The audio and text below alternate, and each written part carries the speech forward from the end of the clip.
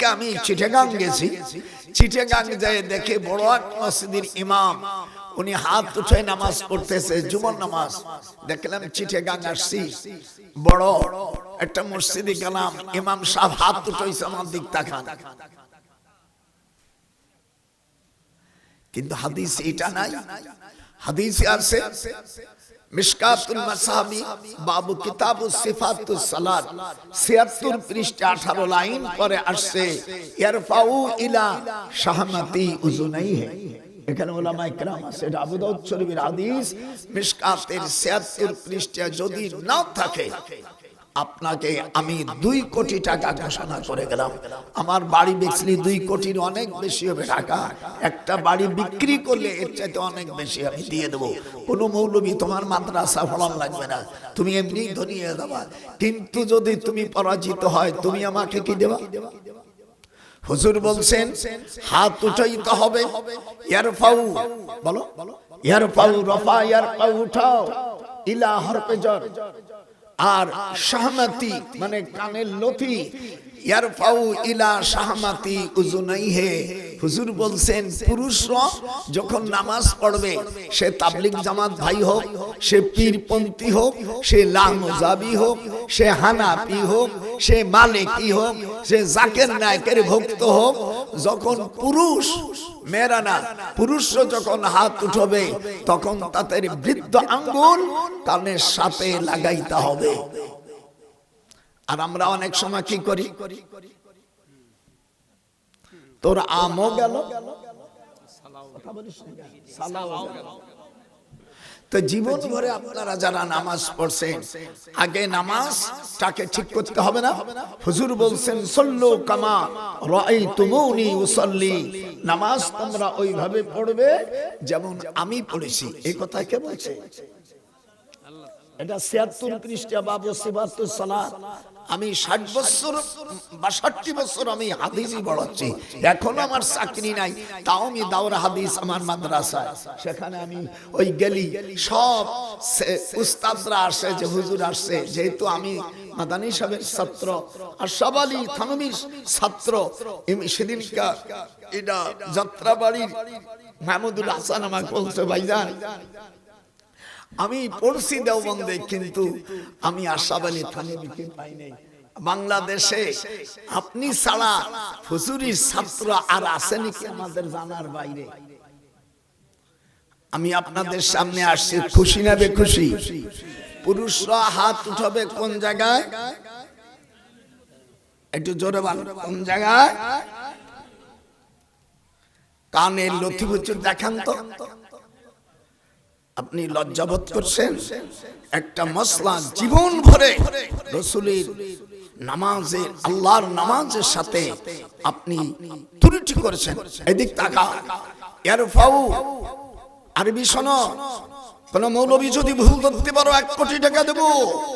ইয়ারফাউ ইলা শাহমাতি উযুনাইহি, শাহমাতুন মানে কানের লতি, আর ইবহাম মানে বৃদ্ধ আঙ্গুল।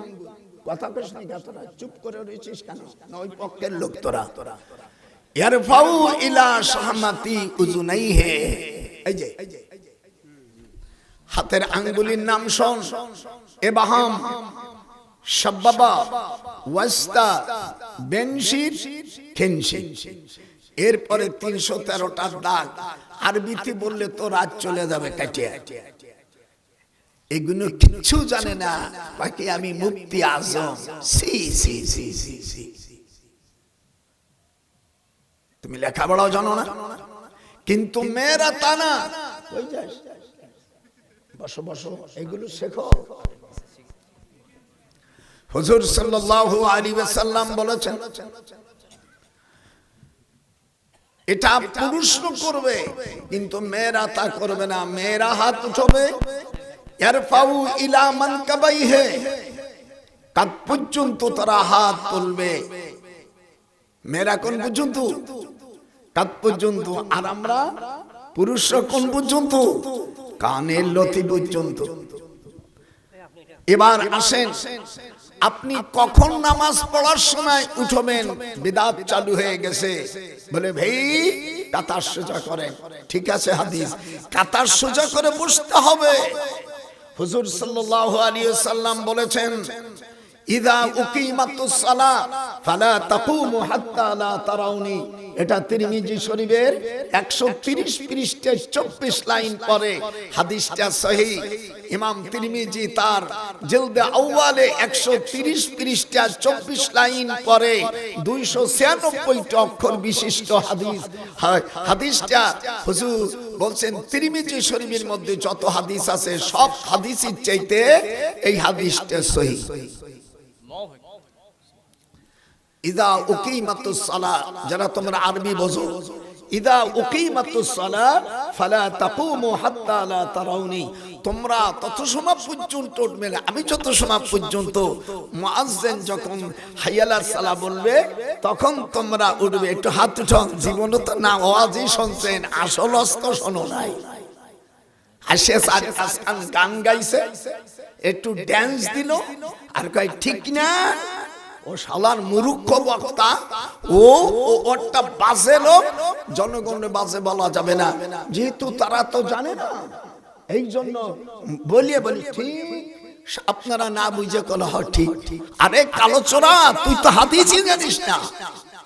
সব নবী যে আমল করেছে সেই আমলের পরে আল্লাহ তাআলা কোরআন শরীফের মধ্যে 25 ডিসেম্বর বড়দিন, এই দিনই খ্রিস্টানদের ঈসা আলাইহিস সালামের জন্ম, সেই দিনই কেক কাটা সেরে কি আমি প্রধান উপদেষ্টাকে বলবো, আমি ওই একটা ধর্ম উপদেষ্টা আছে ওনাকেও বলবো, ভাইজান আপনি মাদ্রাসা হাটাজারি করেছেন, পরিচয় দেন, কিন্তু হ্যাঁ হিন্দুদের উৎসবে আল্লামা দেলোয়ার হোসেন সাইদিকে আল্লাহ জান্নাতবাসী করেন, উনি 10 বছর ধর্ম ডিপার্টমেন্টের উনি চেয়ারম্যান ছিল, উনি কোনদিন অনুদান, কেউ গরিব হলে তাকে অনুদান দেওয়া যাবে, হিন্দু হোক খ্রিস্টান হোক এদেশের নাগরিক হলে, কিন্তু তার পূজার উৎসবে যাওয়া কথা হয় না, যাবে?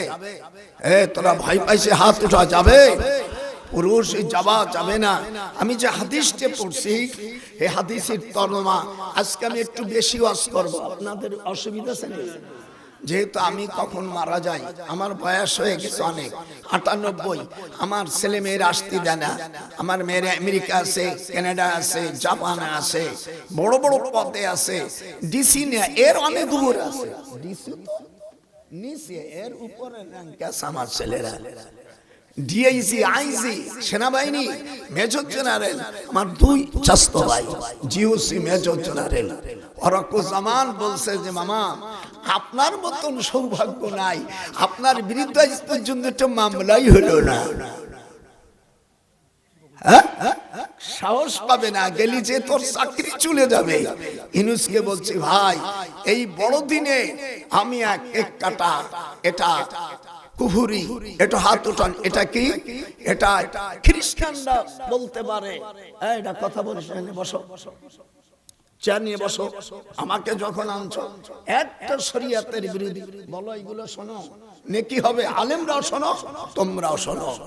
আল্লাহর হাবিব কি বলছেন? ওয়ান সাওবানা ওয়া ইন্না মিম্মা আতাখাওয়াফু আলা উম্মতি আইম্মাতাল মুদিল্লিন। হুজুর বলছেন যে আমার উম্মতের মধ্যে একটা দল গুমরাহ হবে, আর কি হবে? ওয়াসাতাবুদু ওয়াও হরফে আতফা, সিন আনকরবির জন্য ফেলের আলামত, ওয়াসাতাবুদু, এবং তারা ইবাদত করবে, কবাইলু মিন উম্মাতিল আওসান ওয়াসাতালহাকু কবাইলু মিন উম্মতি বিল মুশরিকিন। আমার উম্মতের মধ্যে একটা দল মুশরিক হয়ে যাবে। কি হবে? তারা মন্দিরে যাইয়া করবে, স্বাদ গ্রহণ করবে। 1400 বছর আগে আল্লাহর হাবিব বলেন, যেহেতু আমার রাসূল এমনি কথা বলে না, মা ইয়ান্তিকু আনিল হাওয়া, আমার আল্লাহ ওহী দেন, সেই ওহীর দিকে লক্ষ্য করে তিনি কথা বলেন। এবাজান একটু হুয়া কসুর তাল তুমি জানা, বিরোধী কবিতাও তোকে 10 টাকা তুলে দেব। আচ্ছা আচ্ছা ঠিক আছে ইনশাআল্লাহ। হুজুর বলছেন আমার উম্মতের মধ্যে একটা দল কি হবে বলেন? মুশরিক হবে। একটু হাত উঠা, হাত উঠা, হাত উঠা, যা হাত উঠাবেন সই করে ফেলল। জরকার আমার উম্মতের মধ্যে একটি দল মুশরিক হবে। হুজুর গায়েব জানতেন না, কিন্তু আল্লাহ পাক তানাকে জানাইছে। ইন কাদাত তুবদি বিহি লাউলা আরবাতনা আলা কলবিহা লিতাকুনা মিনাল মুমিনিন।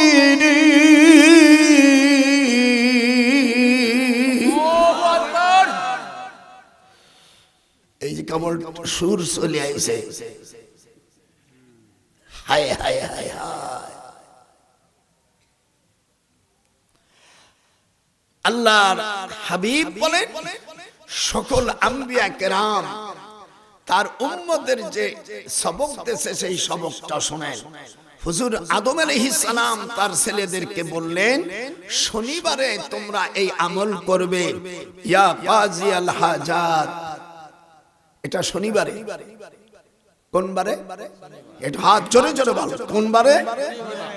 রবিবারে তারা পড়বে। এই যে দিক দেখো আবার কবানি কই কইছো, রবিবারে পড়বে এ মুফাত্তিহাল আবওয়াব, সোমবারে পড়বে এ মুসাব্বিবাল আসবাব, মঙ্গলবারে বলবে ইয়া হাইয়ু ইয়া কাইয়ুম বিরহমাতিকা আস্তাগীস, বুধবারে পড়বে ইয়া বাদিউস সামাওয়াতি ওয়াল আরদ, বৃহস্পতিবারে বলবে ইয়া জাল জালালি ওয়াল ইকরাম, শুক্রবারে পড়বে লা ইলাহা ইল্লা আনতা সুবহানাকা ইন্নী কুনতু মিনাজ জালিমিন। একটু হাত উঠাও। আল্লাহ পাক তখন আপনার নামটা জান্নাতে লিখে ফেলবে। আদম আলাইহিস সালাম ইউনূস আলাইহিস সালামের উপর যে ওহী আসবে তা আগেই জানাইছে। উতুলু মা উহিয়া ইলাইকা মিনাল কিতাব। উতুলু আমর হাজারের জায়গায় 21 পারায় হাফেজ কোরআন আছে, আপনি পড়ুন। উতলু মা উহিয়া ইলাইকা মিনাল কিতাব। Distance will have so.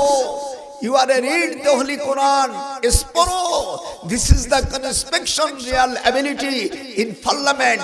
Do you so? Ay alladhina immakkannahum fil ard aqamus salat. Allah Quran পাকের মধ্যে বলেন, আমি আজকে তারেক জিয়াকে বলেছি পুত্র, এই তারেক জিয়ার খালাতো বোনের মেয়ের সাথে আমার ছেলের বিয়ে হয়েছে। কোন শালা আমাকে জেলে নেয়। আবার মতিউর রহমান নিজামীর আব্বার নাম লুৎফর খা, মার নাম মায়না, আমার শাশুড়ির ছোট। যদি জামাতরা কোন সময় যায় আমি হব দুলোভাই।